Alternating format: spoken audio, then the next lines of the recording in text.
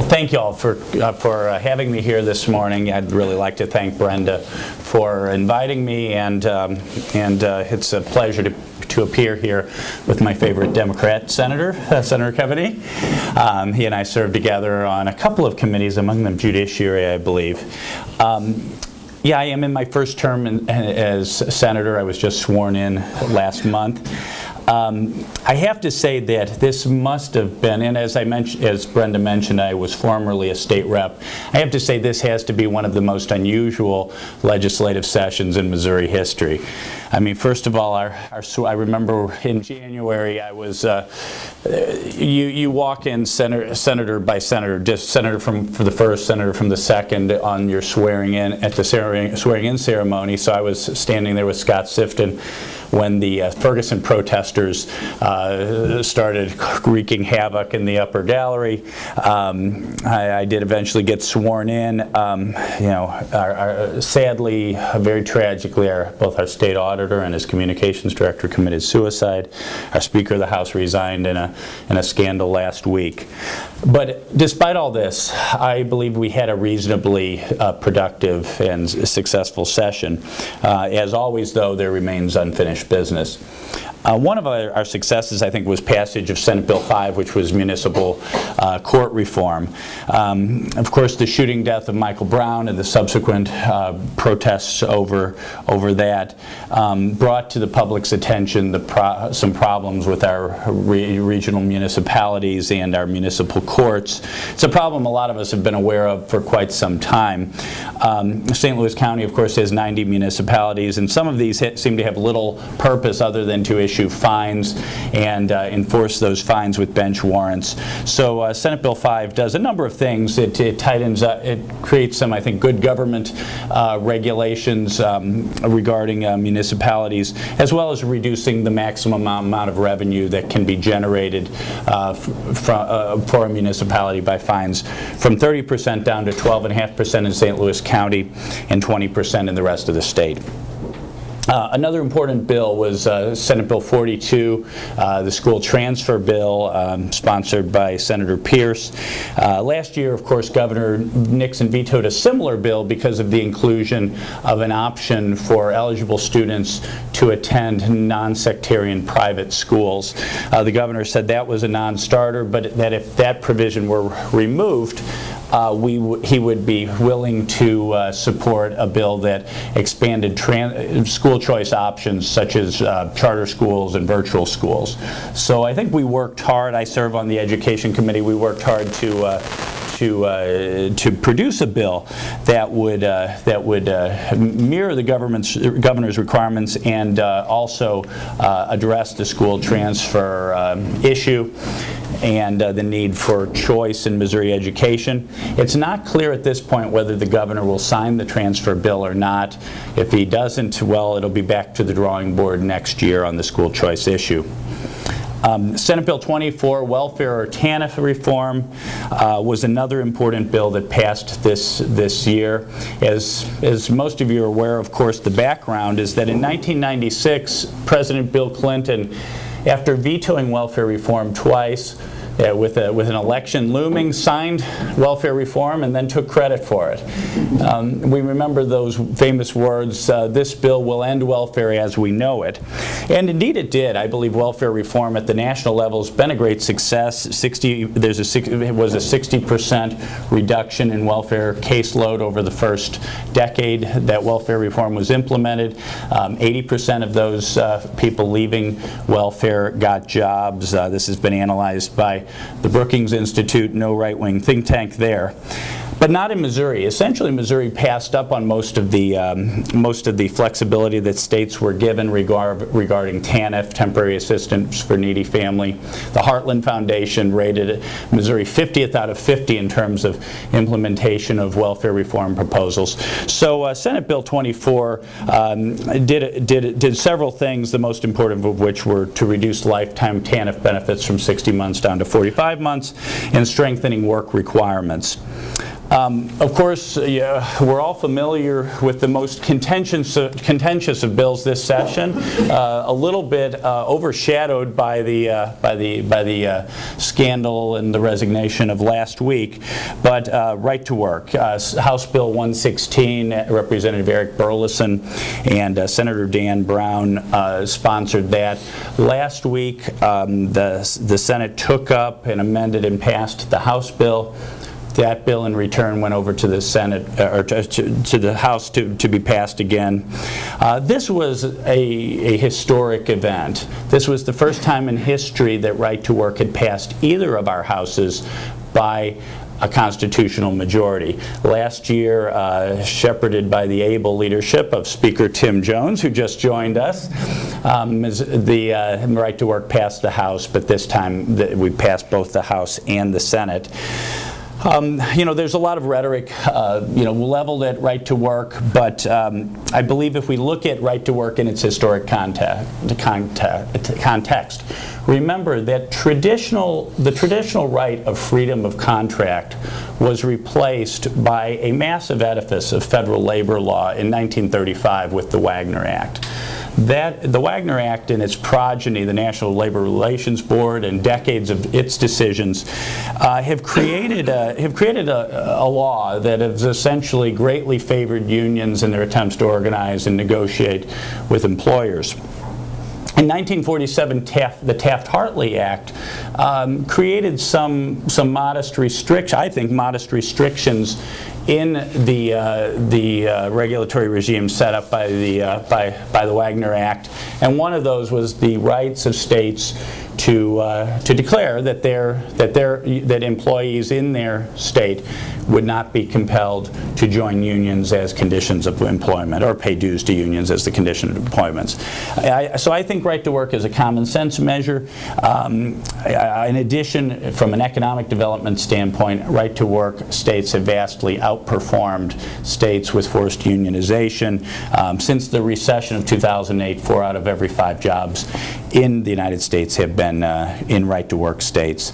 Another important issue, of course, is that of tort reform. Senate Bill 239 reinstated caps on non-economic damages in medical malpractice cases. That was a product of negotiation between various tort reformers and the trial bar. Governor Nixon did sign Senate Bill 239 into law. We have much unfinished business. From my own point of view, I believe the tax credit reform is one of the huge things we need to address. In Missouri, we issue $400 million every year of tax credits. Michael Rathbone here at the Show Me Institute has pointed out that we could completely zero out our corporate income tax if we scaled back on that tax credit system. So that's something I'm committed to working on. If the last couple of sessions have shown us anything, it's the need for ethics reform. We did have a good ethics reform bill in the hopper, if you will, that was about to go to conference, but that died. So I'm committed to working on that. And I think we need to work on public employee union reform and transparency. I think after all, when we're talking about public employee unions, we are talking about taxpayer money. We at minimum need to insist on the transparency that's present in the private sector unions. So again, it is a great honor, great privilege to serve Missouri and the folks in my district. I have at least one of my constituents here today. I look forward to my time working with all of you. I have to say, at any given time in my Jeff City office, there are 3 or 4 Show Me Institute briefs on sitting on my desk. And again, I thank you all. I look forward to the discussion, and it's also an honor and a privilege to serve with Senator Keaveny, one of our senior senators from this area. Thank you very much.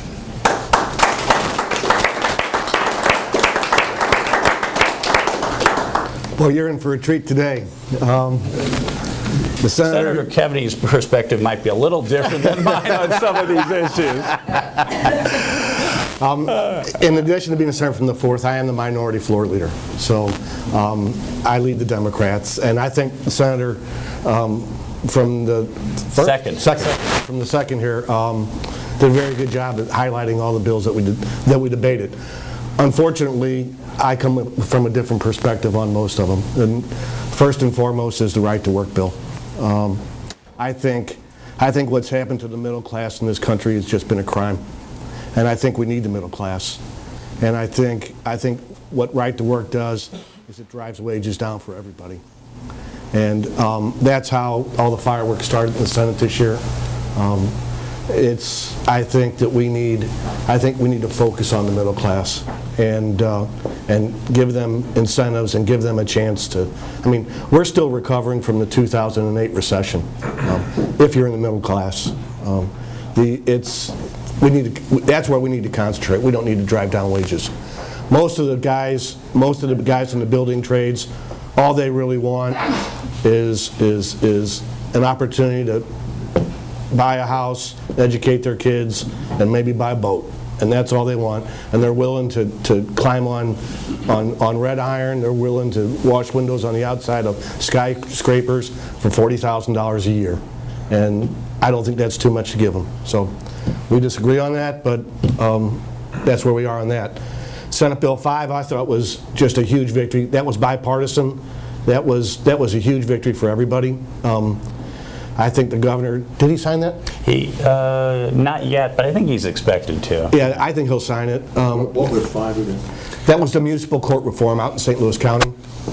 It brings, I think we might have some equal protection problems with that. It limits the court revenue by traffic only in St. Louis County down to 12.5%. The rest of the state it brings it down to 20%. So I think the municipal leagues probably got a pretty good argument there that they're being singled out.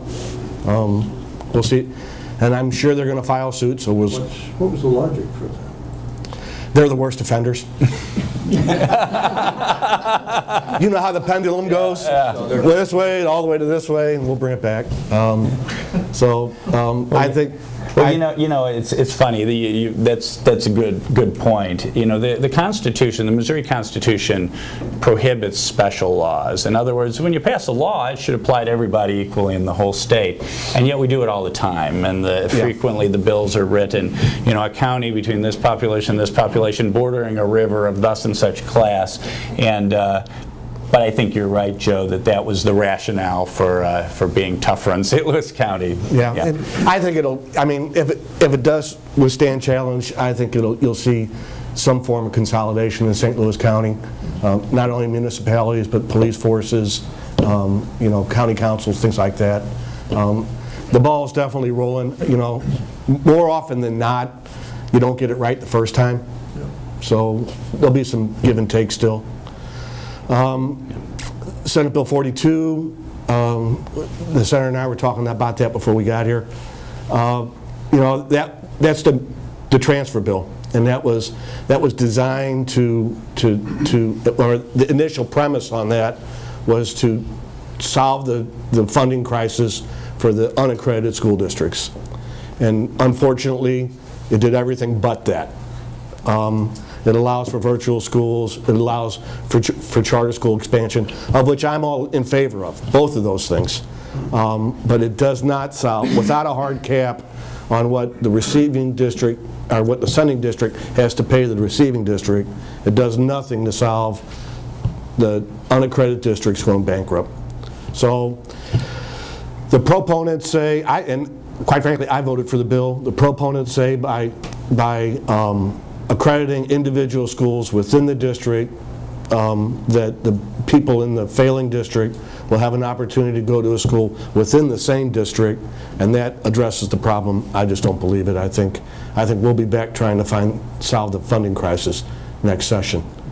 What else? Unemployment bill. Unemployment bill, you'll see some headlines on this coming up. We passed an unemployment bill to bring and it varies on the unemployment rate, but ultimately in good times, it'll bring the state unemployment insurance benefit from 20 weeks down to 13. I don't know how many people in here have been without a job, but it takes a long time to find a new one. I'm not sure 13 weeks is enough. So it passed both houses. The governor vetoed it. It came out of the House. We never brought it up in the Senate because of the events that happened in the last week and a half of the Senate. So there's an ongoing discussion about the timing that it came out of the House into the Senate if we had to get it to the governor before we adjourned.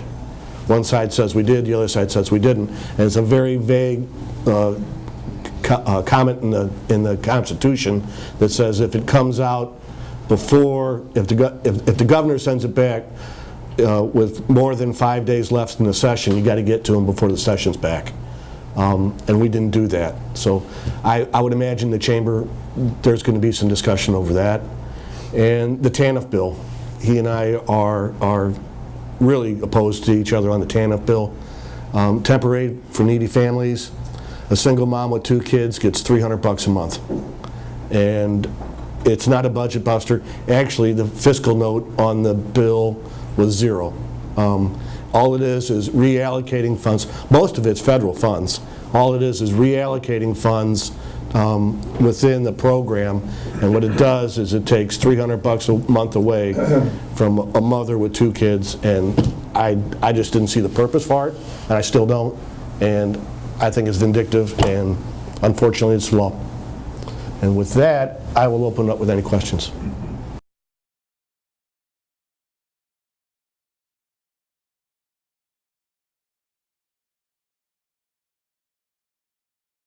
Data that I've seen, I would agree that it does create more jobs in those states that have it. I don't agree with the income. With the income. I think it drives the average wage down from the data I've seen. So, the data I've seen seems to say it the other way. well, I guess that's one of those issues that, and we see it all the time. It all depends who you're listening to. But we see the average wage in those states and the average benefit per employee. The benefits go down and the average wage goes down. So I'd be more than happy to follow up with you on that, because I'm open to be convinced, but nobody's done it yet. Well, if I could comment on that as well. Last Monday, we were hearing, or rather the Senate Small Business Committee was hearing Representative Burleson's bill. And the representative from the AFL-CIO, I think it might have been Mike Lewis, he essentially admitted your point, Menlo, because he said, every time right-to-work proponents compare wage growth, wage creation, job creation, they always want to use percentages, he complained. And he said percentages are not fair. You've got to look at the raw numbers, and the average wage in forced unionization states is higher than the average wage in right-to-work states, and that is true. But you've got to control for cost of living, and when you control for cost of living, it is true that that wage growth, job growth, and actually absolute earning power is actually as good or better in right-to-work states than in forced union states, and I think it's a case of what Amity Shays would call the forgotten man. I think it is great for and unions don't go away in right-to-work states. So in fact Oklahoma, which went right-to-work about 10 years ago, has since then seen an increase in union jobs, whereas Missouri has seen a decrease in union jobs. But I think I think the union bosses are very concerned about their own power, their own prerogatives, and they want monopoly control of a given workplace because that's good for them.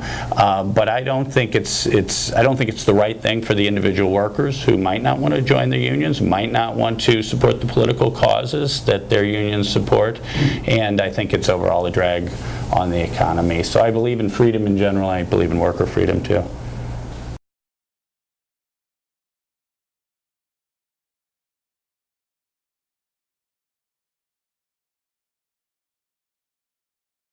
It starts out with poverty, to be honest with you. Poverty is a pretty hard nut to crack.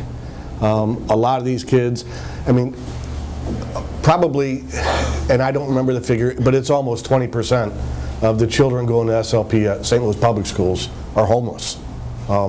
They don't eat regularly. The school district has done a great job of getting them for breakfast and lunch and after school and getting them fed before they get home or wherever they go. A lot of them are single-parent homes, so they don't have the structured environment at home. And the school district does the best it can to fill in the gaps. Now, that being said, I think money isn't the answer to the school problems that we have with the school districts. I also sent my kids to parochial schools and private high schools, and I paid a lot less than what some of these school districts are charging the sending district for the unaccredited district. And all of my kids have seemed to have done all right for themselves. So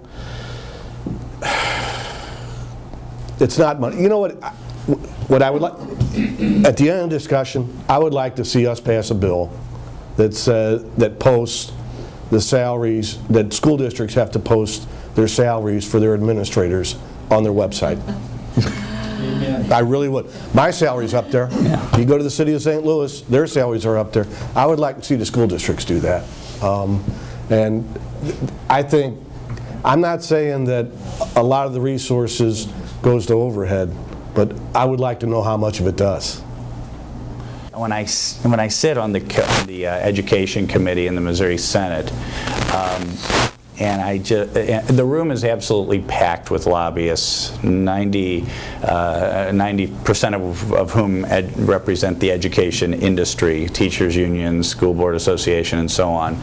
I heard an education reformer once say that if we had to design a school system from scratch in the United States, you wouldn't create a system with 50,000 individual, unionized, government-controlled monopolies. So I think part of Joe's right. Poverty and homelessness, single-parent homes, crime. There are a lot of problems that city, school teachers and administrators have to deal with other than educating kids. But I do think that when you're spending the kind of money we are and the outcomes are not what they should be, we've got to think about doing things differently. That's why I am a big proponent of school choice. It's I think why over time some folks from the other end of the political spectrum are coming around to the idea of school choice. We need to shake things up. I think we need to do things, start looking at ways of doing things differently. If I could just add one more thing to that. I just finished my 6th session. I spent my first 3 sessions up there. I was on the Education Committee. I've never been so frustrated in my life. And the Education Committee is a prime committee to be on. I was very fortunate to be on there my first year. Every politician that you talk to is running on a good education platform. But when you get involved with all the special interests involved with education, I just gave my hands. They just butt heads. You don't get anything accomplished. There's really a status quo orientation. Anything, and I'm not even talking the big things. I'm not talking about voucherizing our public schools. I mean, we're talking the littlest things. I thought it was a fairly small thing, for instance, to ask the City of St. Louis public schools that has dozens of buildings that have been sitting around up to 30 years in mothballs, not even in mothballs, just decaying, rotting, roof leaking, utilities turned off, to be willing to give up some of those buildings for charter schools. They fought us tooth and nail on House Bill 42 on that issue. So it is frustrating. There is a status quo in the education establishment that works very well for school superintendents, but not always so well for the kids.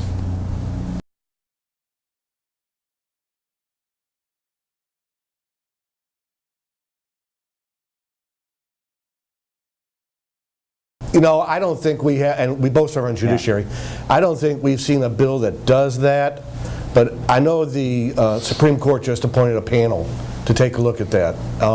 And knowing the way that we work, when we get that report, we'll focus in on that. But no, I don't think anybody has looked at that. Joe, I think we looked at one bill in judiciary. I'm 99% sure it didn't make it through the whole system, addressing this problem of the lawyers from the same law firm, on the one day being a judge in this municipality, a prosecutor on this municipality, a public defender. It looks totally corrupt, and we looked at legislation to fix that. I think you and I probably both voted it out in executive session, but I don't remember the details of where that bill ended up, but I don't think it made it. I think you address a real problem, though.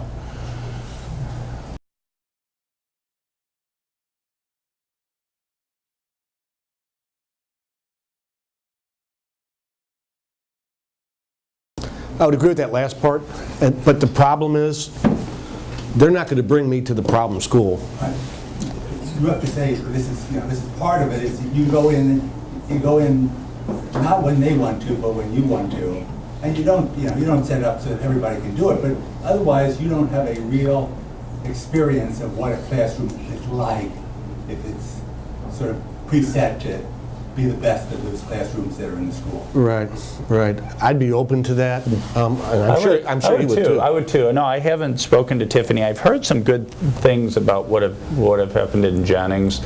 I've been in the classrooms and spoken to a lot of the teachers in Francis Howell on the receiving end of some of these transfer students, and talked about some of the challenges they face. They have special reading tutors for these kids to catch them up, and they've had great success. But yeah, I think looking at what can be doing in the it can be done in the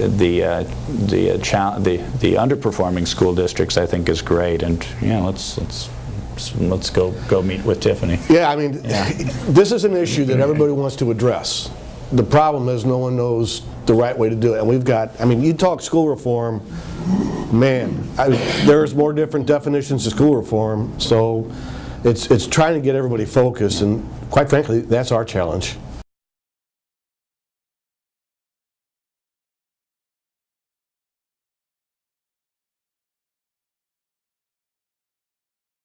Well, we do it, kind of, and we do it with interim committees.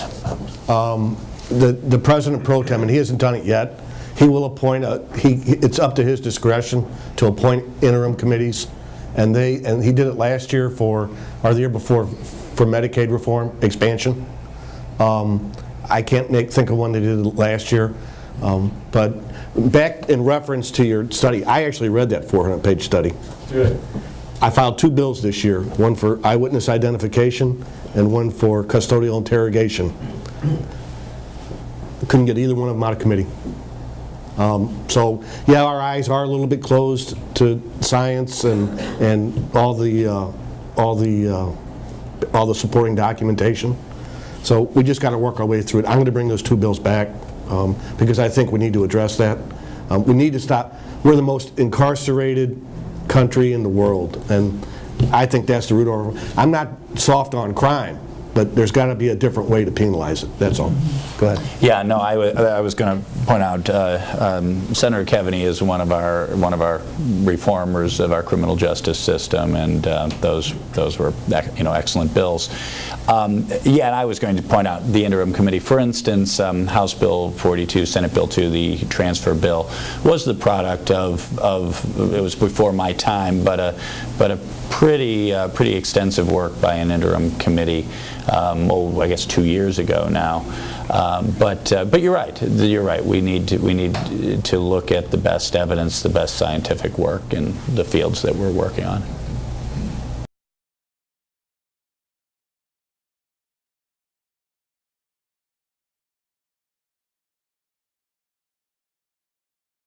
If we don't do a gas tax increase next session, we're going to lose $160 million in federal funds the following year. So, yeah, when you start talking $160 million, there's an incentive to do something, okay?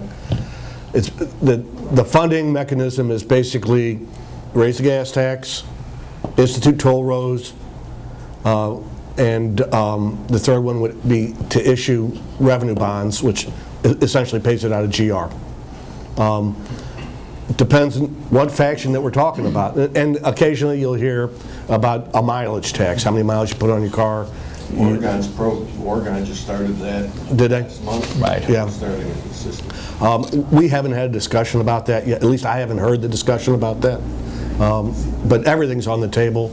And it all depends who I mean, we're talking the urban districts versus the rural districts. There's all sorts of things. We'll do something next year, and I think the stopgap is going to be to raise the gas tax. But other than that, and the public-private partnerships. Sell the roads to a company and get the money, and they'll maintain them and things like that. The black eye on that is the parking meters up in Chicago. They sold all their parking meters, and the guy came out and tripled the rates the next day. So people aren't very happy with that. And go ahead and jump in. Yeah, you're right. Short term, the obvious way to pay for roads and continue to rely on the federal funds is the gas tax. Now, I do support raising the gas tax, but I would insist that we make it revenue neutral. The proposed 2-cent gas tax increase this session would have raised $75 million total, of which 55 would go to MoDOT, the rest would go to local governments. That $55 million I would have liked to have offset with concomitant cuts in, say, the income tax. I can't believe that out of a $26.1 billion budget we can't find 55 million. But longer term, yeah, we're talking about what, $1 or $2 billion to rebuild and repair Highway 70. Probably we're looking at either bonding or toll roads. Toll roads, as you know, tend to be politically unpopular because people feel like, well, I've already paid for this road with my taxes. Why are you charging me on it now? But if from everything I've read and heard, certainly from the MoDOT engineers, is that 70 is a big issue that we're going to have to address.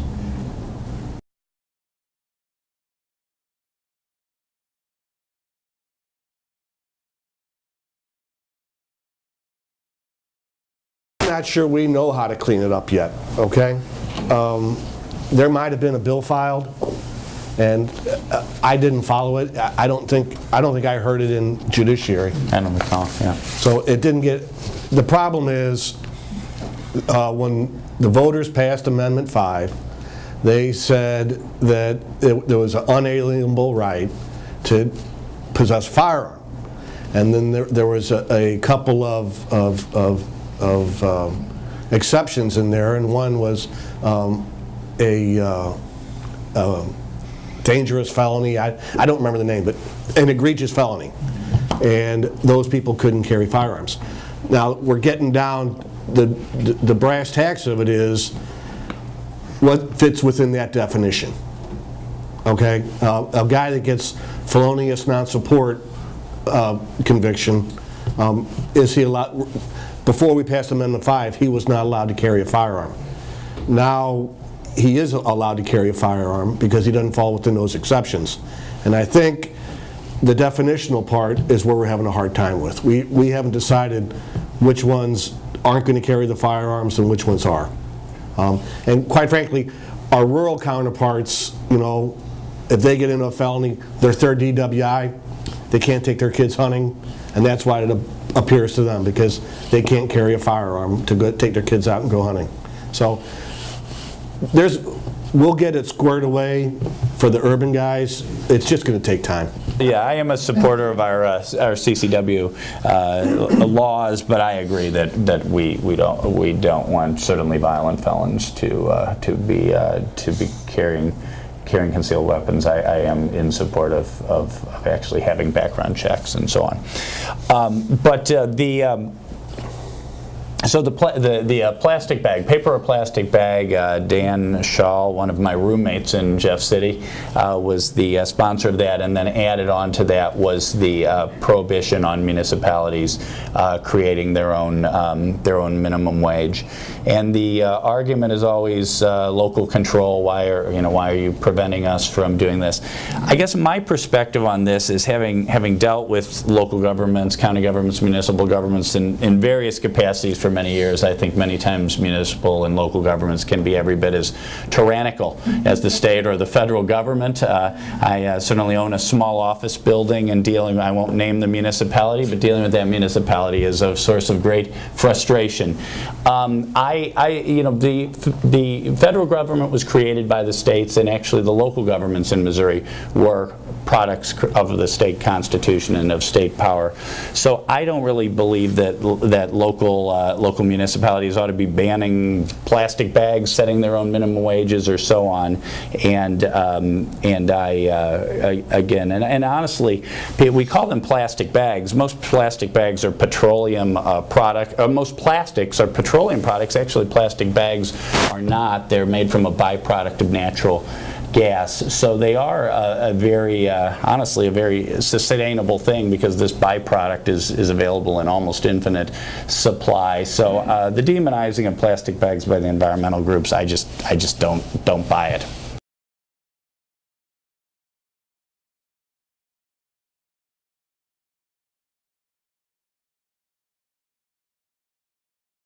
I agree with you. I mean, I would just as soon raise the gas tax. I don't think anybody cares whether they pay $2.71 or $2.73 a gallon. I'm talking about 25 cents here, which would fix all the roads. Again, I am not opposed to that. I think that's probably the best way to fund it. Now, this last session, because the tractor trailers beat up the roads more than the automobiles, the last proposal we had was 3.5 cents on diesel fuel and a penny, I think, or a penny and a half for gas. But I'm sure we can come up with some kind of system where we can charge the users, the guys that do the most damage to the roads, more than the people that are just using it. But I'm in favor of gas tax. Well, if 2 cents a gallon is a $75 million tax increase, then 20 cents is a $750 million tax increase. Obviously, that would need to go to the voters under the Hancock Amendment, and if the voters approve that, that'd be fine. But I don't see that. I don't see that happening. And you know, every time we see a tax increase, we're always told, oh, it's only going to be this tiny amount, and yet the cumulative effect of all these tax increases is it can be a huge drag on our economy. So you've got to look at the unintended consequences of what you do. But clearly we are going to have to rebuild and repair 70. That part I agree with.